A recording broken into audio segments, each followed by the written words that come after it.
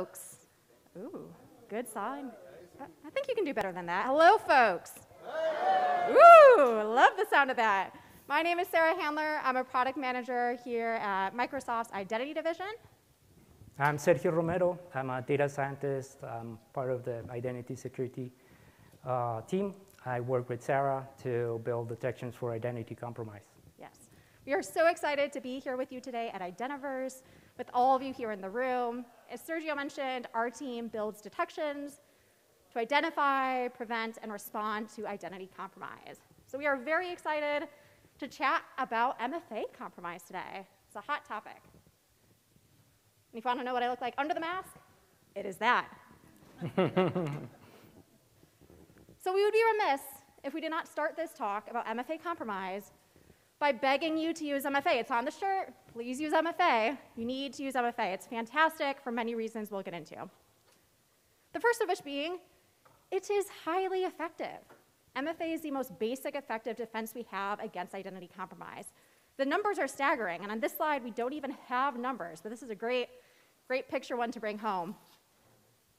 MFA every time is the ideal, right? To have every single session protected by MFA.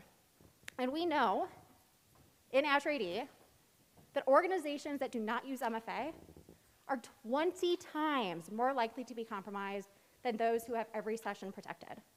20! That is astronomical. It is a huge amount. And even for organizations that use MFA, sometimes, right, they periodically MFA based on risk or other conditions, they are still 2.7 times more likely to be compromised than MFA every time. So this is just really staggering numbers showing how effective MFA is. But we know that MFA alone is not enough. How many of you have heard about, I don't know, some actors, some SolarWinds thing, maybe some hacks in the news over the last few years? Any of us, some long lights? Yeah, no, all of my teammates are like, what, lost sleep? Not us. So we know that MFA alone is not enough, right? As MFA adoption has gone up, which is fantastic, we're all very happy, our attackers have gotten more savvy, right? They aren't just gonna sit on the sidelines and let us have all the fun. They are also evolving their techniques. So we're gonna talk today about 3 of the most common attacks we're seeing against MFA. Now again, please do not go home and say, Sarah Handler told me to not use MFA anymore, it's not worth it. Not what happened here, for the record. It is very much worth it, but we need to be aware of the attacks and how we can prevent against them. There you go. Thank you. So we're going to cover 3 of the most frequent attacks that we're seeing that are being used to overcome MFA controls. Let's start with MFA brute forcing. It's probably the easiest attack of the ones that we're going to talk about to carry out. So MFA brute forcing attacks are basically attacks where attackers overwhelm users with multiple requests for MFA. They can generate hundreds of requests for the same user within the single day. This is in the hopes of forcing the user to accept, maybe out of fatigue after receiving multiple pings to their phone, or by accident, accept these MFA requests and let the bad guy in. The reason, so it's important to realize that when attackers are doing this, they already have access to the credentials for these users. So this is to say that this is the kind of attack where attackers are not thwarted by MFA controls. They obtain the credentials, and when they hit the MFA interrupt, they will persist until they are successful. So MFA brute force attacks are on the rise. And in particular, we're seeing these attacks increasingly as part of business email compromise schemes. This is a technique in which they gain access to the corporate email to carry out these attacks. So we saw, for example, in April of this year, almost 35,000 such attacks. And we are seeing about 60% of the MFA requests sent are voice, about 38% are push notifications to the phone, and just 3% are SMS, in particular because SMS MFA normally carries a code that the user needs to enter, and this is something that the attacker doesn't get access to in this particular form of attack. Noticeably, if we go back for a second, Yes. what is not in this chart of methods? Anyone notice? Yes, our lovely FIDO methods are not in this chart, so we will come back to that. But I think it really is important to think about what methods they're exploiting. I think all of us, mostly all of us, have gotten a ton of spam calls recently, right? Where it's like, please just stop calling me. This is the equivalent, right? But for MFA, where users are just like, please let me sleep. I want to go back to bed, and they'll just click accept. So voice is, by and large, the largest share, which is pretty staggering. Yeah. And so this kind of attack is increasing in notoriety, so it was just added to the MITRE attack framework as a new technique. And one of our security researchers collaborated to that, so Pavel Partika is credited here. So that just demonstrates that this is increasing in frequency and notoriety. So next, let's talk about phishing. Phishing comes in many forms, but here we want to talk about the phishing that allows the attacker to gain access to a token that has MFA claims, giving them access to resources protected by MFA. So first, let's talk about an unsullied authentication conversation between a user requesting access to resources and the identity provider. So the user sends that request to the identity provider. The identity provider asks the user for credentials. The user provides their credentials. Then, because it's maybe an MFA protected resource, or maybe because it's a sign-in from an unfamiliar location, the identity provider requests for an MFA. The user replies with their MFA. And the identity provider replies with the tickets to gain access to their protected resources. Now let's see what happens after the user clicks on a phishing email. In particular, this email has a link to a sign-in page that looks identical to the sign-in page of the identity provider. Not only it looks the same, but it behaves the same, and it relays every interaction between the user and the identity provider. Of course, it acts as a man in the middle. So again, the user requests to access resources. The man in the middle relays that request to the identity provider.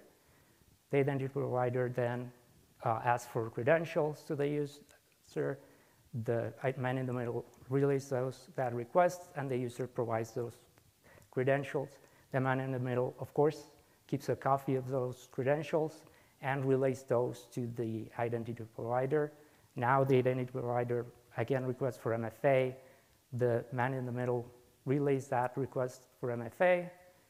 The user still believes that they're in the real sign-in page, so they provide happily the MFA. The man in the middle just needs to relay that to the identity provider, and now the identity provider is satisfied. They provide the tokens directly to the man in the middle. The man in the middle, of course, keeps a copy of that. And importantly, these are tokens with MFA claims in them, giving them access to MFA protected resources. And as a last step, they relay this token to the user so that the user doesn't realize that they were just part of an attack. So this is a real example, a real screenshot from one of these spoofed websites that mimic the sign-in page. The most sophisticated of these mimic every kind of UI interaction that the user has.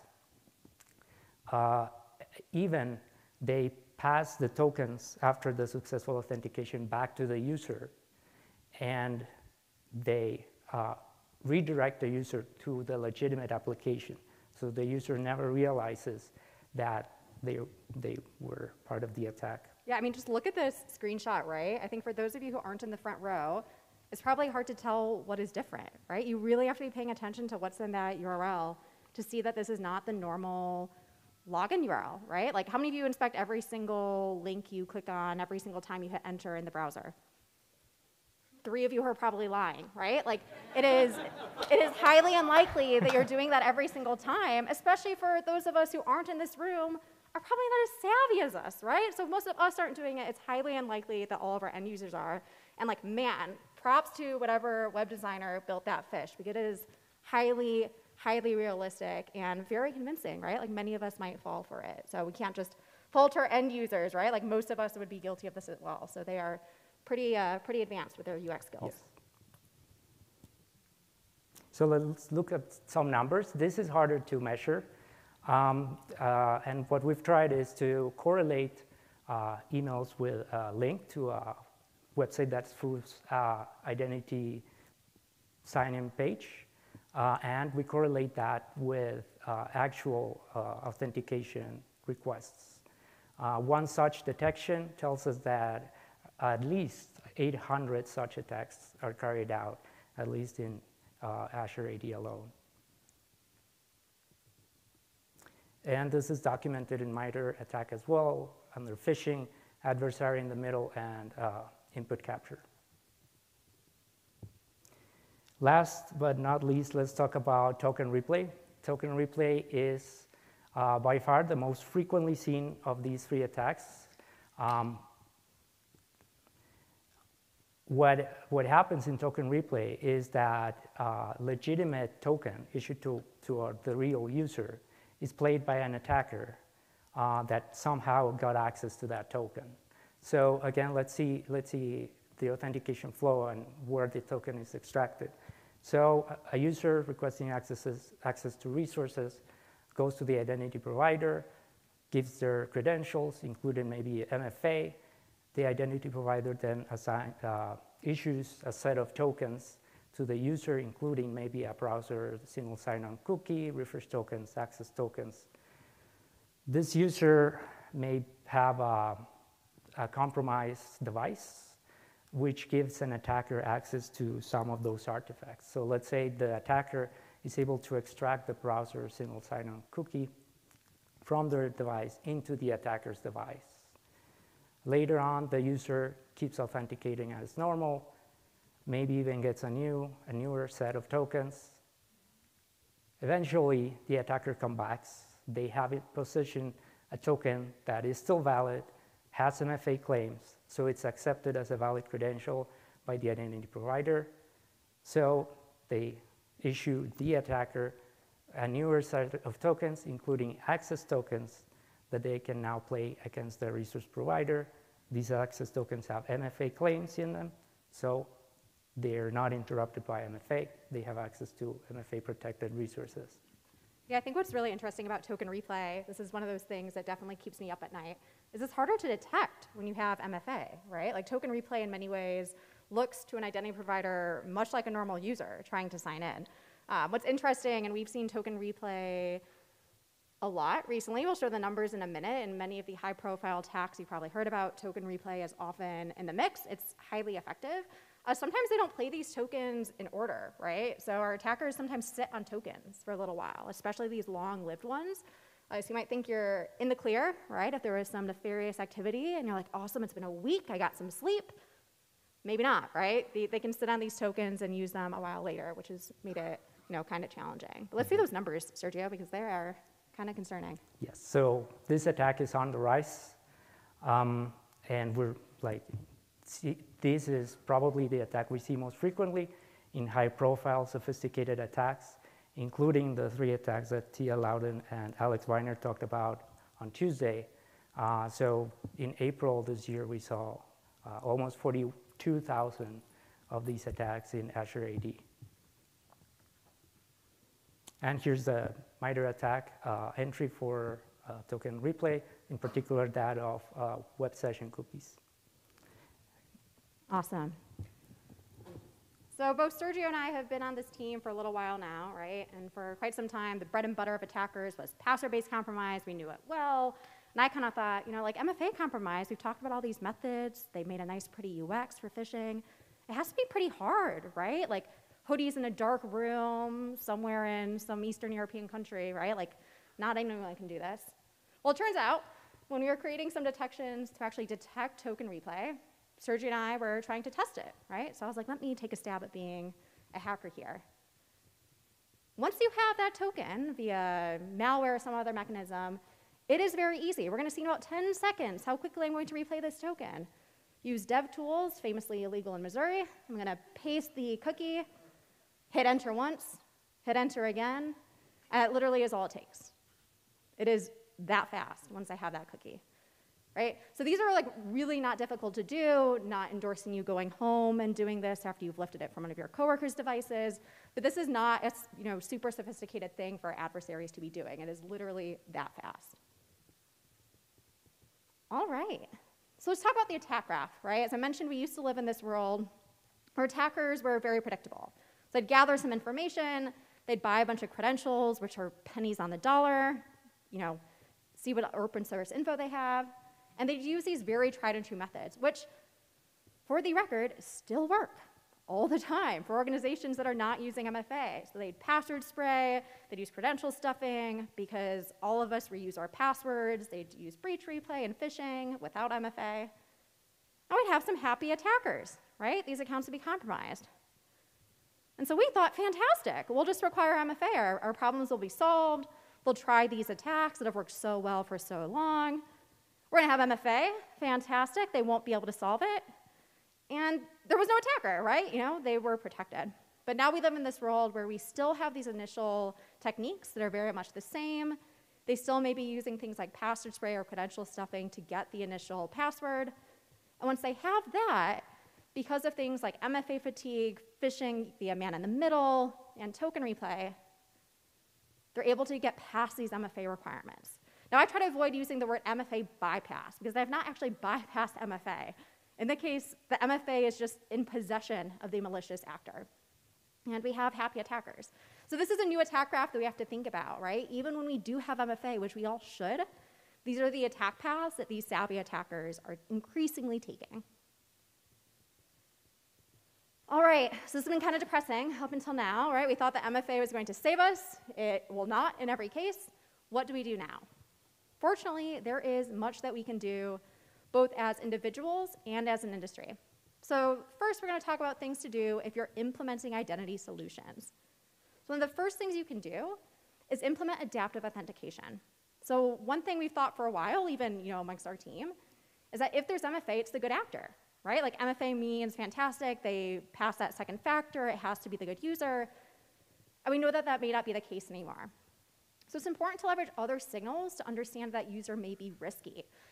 So there are things that we do in our version of this in identity protection. There's many other providers that are able to use signals about the user, their patterns to identify when it's malicious. And think about blocking if they seem compromised via these signals, even if there's MFA, right? Like MFA no longer means that they are who they say they are necessarily. The next is choosing non-phishable MFA methods. Now there are a lot of ways you can do this. I have my FIDO key sitting in my purse. I love it. It's fantastic. It's with me always. Tio, please don't steal it. There are things like Windows Hello for Business, which we use at work. There are a lot of non-phishable methods. And there are also ways to make the phishable ones less phishable, which we'll talk about in a moment. And then choose MFA providers with these advanced features, right? So it's hard as a consumer, right? Like we can't always choose every single service we interact with. I've enjoyed over the last few months everyone finding out about Treasury Direct and the awful password page they have there. I see some knowing nods. Right? We can't always choose that, but when we can choose MFA or services that we interact with, choose ones that have MFA options that are going to be more secure. So these are things like number matching, which we'll show in a moment, and showing additional context. So the way that we've tried to kind of handle this at Microsoft, and again, this is a way that we've done this, but this can be used, I think, kind of across industry, is adding more context to MFA and trying to make it less phishable. So the authentication app, which we showed, had a lot of users, from a percentage perspective, that fell prey to phishing via that. It used to be that you could just, the only option was click yes or no, right? So if you're being bombarded, right, like you're Sally in accounting, you're just trying to do your job, you're getting bombarded with auth apps, you're just gonna eventually click yes, right? Like, please shut up, let me continue with my job. So we've changed it now where we have something called number matching. So they have to actually match the number on the screen in the app. That reduces the chances to 1 in 100, right? It's still possible that I'm gonna just enter this right number. Still possible. Much lower chances. The other thing we implemented is context. So say what app they're signing into. We have a map that shows them where that sign-in is coming from. So if I'm here in Denver and I get this, I know I'm not in Sydney, right? Like I know that's actually not me. So this is something that you can do either by using a provider that provides this or building these types of solutions to give more context to make these methods a little less phishable. There's a lot we can do as an industry, right? So I'm excited that we're all here today to make progress towards this. I think one of the big things is focusing on the standards for signal sharing. So things like RISC and CAPE are super important to share signal across the industry because we know that due to things like password sharing, malware being on a device that has multiple identities on it, sharing signal when one service knows that a user is compromised with others is really critical for the health of our ecosystem. So definitely recommend that we, as an industry, as competitors, focus more on sharing signals about compromised users with each other. It's incredibly important for our ecosystem integrity. The next is token binding. So this is, I think, a really exciting one. Talked about token replay, right? How much of these kind of advanced MFA attacks are token replay is huge. Token binding would go a long way to solve this, right? If we had had this a few years ago, perhaps some of these really high-profile compromises may not have happened. So token binding is something that to be truly successful, we need our industry partners to adopt. And finally, integrate MFA with care. This is a really interesting stat that Sergio pulled that kind of surprised me, where when we looked at MFA integrations, using adaptive MFA with third-party MFA providers was 50% more likely to be compromised than our own native MFA, which was kind of surprising to me, right? Like that's a lot. I think it's partially due to lack of context, right? When you have integrations, you may not have full context on the whole authentication chain. So again, things like signal sharing are really important in integrating MFA with care. So what do we need to do, right? We just talked about MFA compromise today. I'm going to end with saying, please use MFA. We know that it's going to be compromised or try to be compromised, though. So we need to make sure that we're using strong, phish-proof or closer to phish-proof and adaptive MFA. That's the way that we are going to protect from future MFA compromise. So thank you so much for being with us today. We have a few minutes for questions that we would love to answer.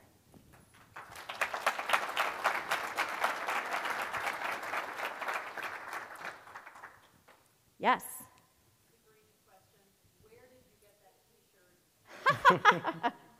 Did Alex Weiner pay you for that question? The T-shirts, yeah, we made them for our team, the Enable MFA shirts. Alex, I mean, I feel like we gotta, yeah, we have to figure out a thing for this. Yeah, great question. If this drives people to use MFA, I mean, you know, do it for the shirt. Do it for the children. Yeah. How do you deal, so I really like the picture that you got with the map. How do you deal with VPN? So that's an issue that we had to deal with. We decided not to go that route, but VPN got to keep us very decent. Yes, as you see from us looking to each other, like, oh boy. It's tricky. Yeah, VPN is really tricky. Yes. I mean, I think certain VPN providers, we see it more than others. For organizations that use VPN, what we've noticed is that users usually know they're using a VPN, right? So like, they start to notice the weird anomalies, but it does make things like a map a little less effective. If it's like, oh, well, I know I'm in Chicago, but it keeps showing me Denver, you might not be as likely to pick up on changes. So it's tough. I don't have a good answer for you. I agree, VPNs definitely make some of this a little bit trickier. If you have ideas, though, have a whole team here. Would love to hear them. Great question. Yeah. I'll go for it. add an important thing there. Some token replays we're seeing are being played from VPNs. Yes. Attackers are trying to replay the token from a location closer to the user, and they often use VPNs for that. So Yeah. it's something interesting to see and maybe use as a signal as well. Definitely. Do you guys have a roadmap for when Microsoft will have an input method for signaling sharing, say from like an Okta stack into Azure when you have both in your ecosystem to share those signals? That is a fantastic question. At the risk of this becoming too vendor specific, I would love to chat after about that. Great question. Yeah. Very interested. We should chat, definitely. Yeah. Sure, happy to.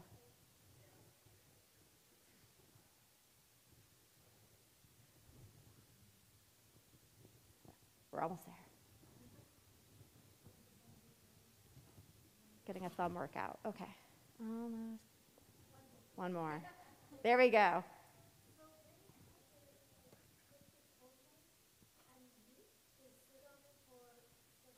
Sure, yeah.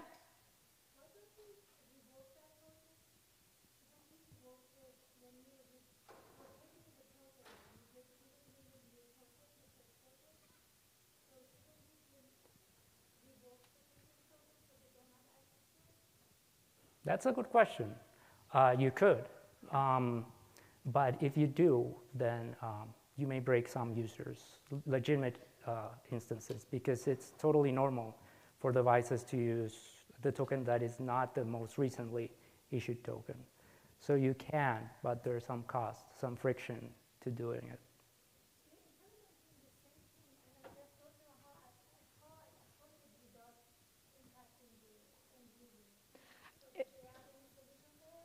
I mean, it's tough, right? I think kind of to Sergio's point, users almost behave sometimes in the same way attackers do, right? Like we'll sign in and then sometimes in weird patterns, I'll open that laptop I hadn't used in a few days. So this is harder to, this is an attack where it really is a balance between how much friction do you want for the user versus how much friction do you want for the attacker. Mm-hmm. And usually they kind of go hand in hand. Yeah. Yeah. I noticed on your bar graph, it sort of went up and then down and then up again. Mm-hmm. And I think both of them did. Do you have any explanation for that? There's some seasonality to these kinds of attacks. And not just seasonality, but some attackers are not constant across the whole year. They Yeah. Yeah. maybe, yes. It has a lot to do with the school cycle. Yeah. It Yeah. really does. School breaks have a lot of influence. Yeah, attackers Yeah. are in fact human as well. So we do see some interesting patterns, even Yes. times of day that we see folks active. That's a good question, though. Yeah. Yeah. Do you guys have any stats on where they mostly originate from, or like geographical stats? That's a good question. Normally they use VPNs or hosting facilities, and they're all over the place. They can come up from the US, normally US or Amsterdam. We see a lot of stuff from Amsterdam, VPNs. There's stuff from Russia, but Essentially, wherever VPN is cheaper. Yeah. yes. Yeah. Awesome. Well, folks, I know there's another speaker that's ready to come on. I'm going to yield the stage, but happy to chat outside. Thank you so much, folks.